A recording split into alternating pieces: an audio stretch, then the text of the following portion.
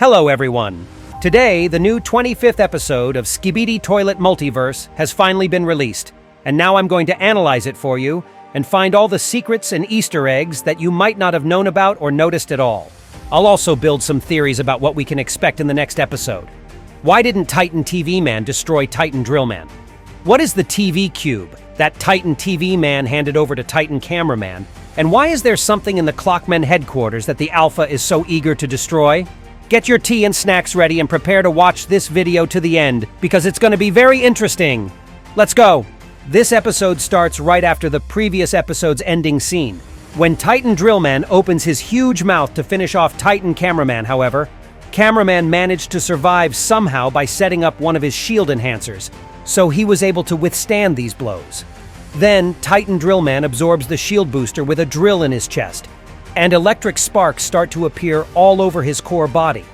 And I actually think that these mechanisms inside of the Titan are not only necessary for the destruction of everything that gets in there, but also for the absorbing of the energy of these objects, which enhances some of his abilities, one of which we are just about to see ourselves.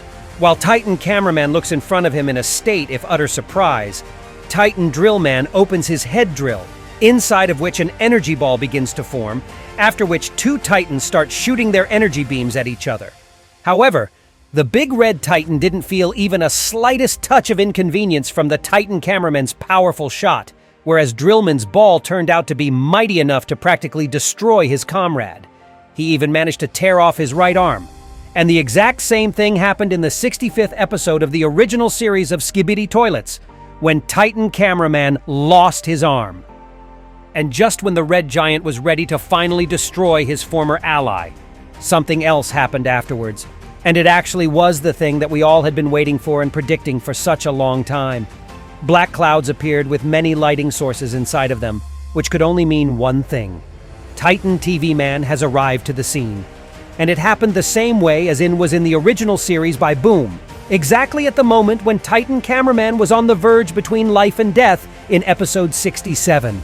And the TV Man here is practically the same and resembles his original version almost completely, but with some exceptions.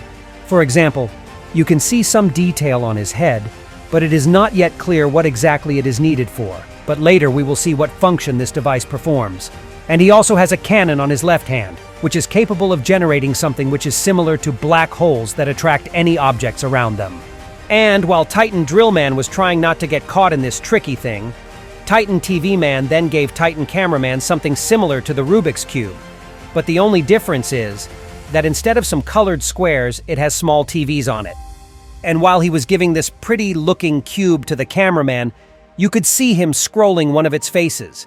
And I assume that by this action, he was making it work somehow, or programming it for some sort of purpose, setting the place where its owner should teleport to. And when Titan Cameraman picks up the cube, he then gets immediately teleported, and most likely to his base for further maintenance. So there are only two Titans being left in this place. Just by this time, the mini black hole that was holding Titan Drillman back ceases to exist and he begins to attack, which is clearly does not Titan TV Man happy.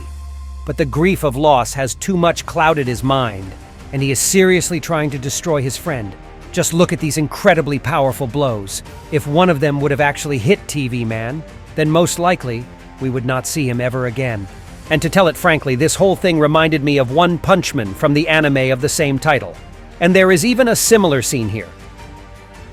However, Titan TV Man is much more agile than his giant bro is, so he easily dodges his blows, cutting off some of his parts at the same time and using several of his awesome abilities, which we have already seen in another series, namely, the ability to separate the TV from his body, which allows him to avoid a fatal blow, as well as teleportation of only one hand with an energy sword.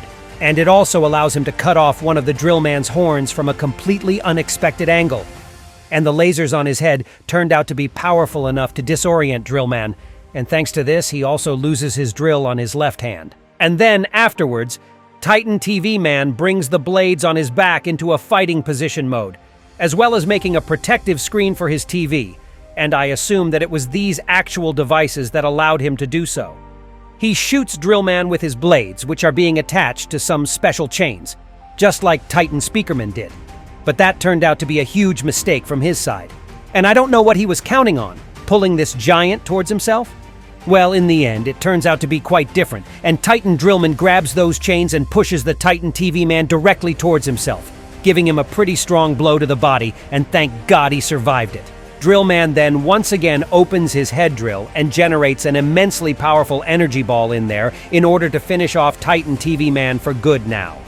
But now we get to see another new ability from this mighty guy.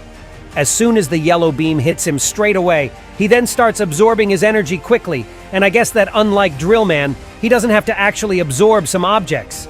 Instead of doing such a thing, he can suck some energy directly with his core.